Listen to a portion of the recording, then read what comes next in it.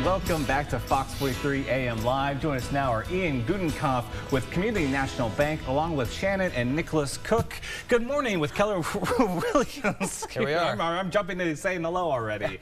It's great to have you guys on the show today. We're talking about Home Ownership Appreciation Month, and I want to talk about kind of the process of becoming a homeowner. We were talking a little bit about that earlier before the show started, and it reminded me of my time of becoming a homeowner. I had no idea what I was doing. Yeah. So I guess just for the beginners, for the starters out there, where do you even start when you decide you have that conversation with yourself or your wife or whoever? We want to get a house. What's the first step? This guy. Ian, first step. Normally they call us. Our bank is a local lender, so obviously we really like to sell that, especially in our market. We do it a couple different ways. First-time home buyers, we try to get them in the office. It's kind of the old school way of doing things, but we want them to understand the whole process. We can take applications over the phone. We do them online. We basically just kind of fit what the customer wants. And what's going to be the easiest process for them. It's not always the simplest process, but we do try to make it as simple and painless as possible. That's usually our goal. Okay, so yeah, to make that process, I guess, so painless, like, how do you find out what they want? Like, what do you get looking for with the potential homeowner? Usually, one of the first things I like to ask a lot of my clients is where do you want your payment at? That kind of starts at the beginning. That way, you're getting them the payment they want. They kind of have an idea of where they want to be. We don't want them to be house broke. We want them to enjoy their first house or second house, whatever it may be. So the first thing is getting a feel for your client, just kind of where they want to be. If they don't have an idea, we kind of tell them how debt-to-income ratios work. But we try to basically fit them in the box that they're going to be comfortable with. Like I said, whether it's their first house, second house, whatever it may be, we just want them to be comfortable with their house payment. Okay, so that's our most important part. And then now, where do you guys come into the process? So, I mean, you can start with talking to a realtor. We usually will also try to bring them into our office and kind of talk to them. So if they haven't talked to Ian yet, then we'll say, hey, you need to reach out to Ian to know your budget, because we want to make sure we're respectful of that. But then we kind of go over the process of what it looks like buying. So when we're, not in the crunch time, you feel a little bit more relaxed.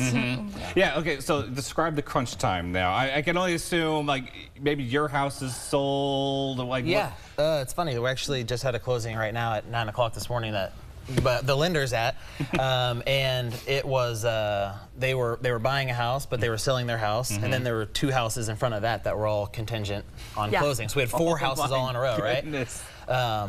And that's one of the things that we really push for when, talking to clients about hiring a local realtor is we have good relationships with all of these other realtors, and we can make these deals seamless.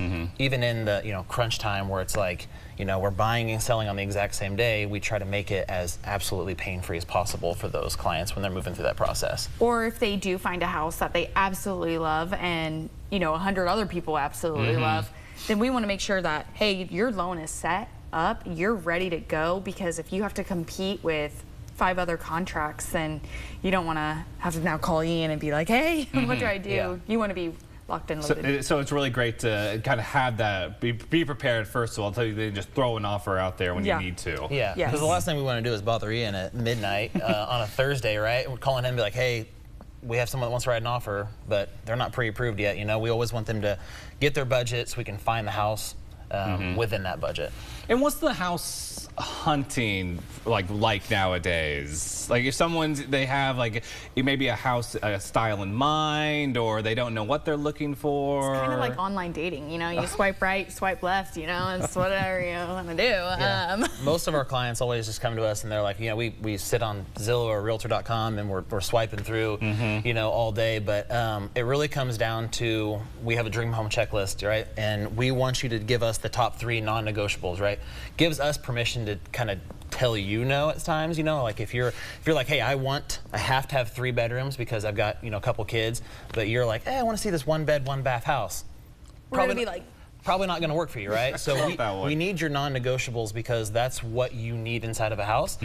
Outside of that, we kind of just figure out, school district maybe you want to live in, price point, different things like that. And you know, we've been saying local, make sure you do a local lender or local agent, because we might know some off-market properties. We might know, hey, we know one is coming up at, I've seen that happen in my family. Gonna, It's been a godsend with realtors like that. Yeah, so you want to make sure you hire someone that's local to this area. That's fantastic. And having someone that also lives in the area it's imperative, because you know, you call one of the big box companies and you can call the same number twice, you're never going to get the same person, right? If you call Ian, you're going to have him on the phone right then, and he knows the market, he knows probably the other agent on the other side, so it does make the transition and the process a lot smoother. Fantastic. Unless you do have an agent that gets their personal cell number. Ooh. The big box. So, well, it's been wonderful chatting with you guys this morning. And real fast, just if people, you know, are looking for a house right now and they're watching this, how can they reach out to you guys to kind of get the ball rolling? As you've seen this morning, I've been on my cell phone since I walked in the door. We get the 12 o'clock calls, so it's usually, I give out obviously our main bank number, but normally it is just my cell phone number that I share with clients, and they know I'm available. Basically, at all hours is the easiest way to put it. I'm not at my kids' sporting events. We pretty much way to put work around everybody else's schedule. That's our job. So you can visit us at our website or give us a call, but you guys have all that information for the show. We'll get it all online for everybody. Well, thank you guys so much for joining us this morning. It's been such a pleasure chatting with you all. Thank you. Appreciate it. All right, everybody. Coming up next, we're talking with Leslie.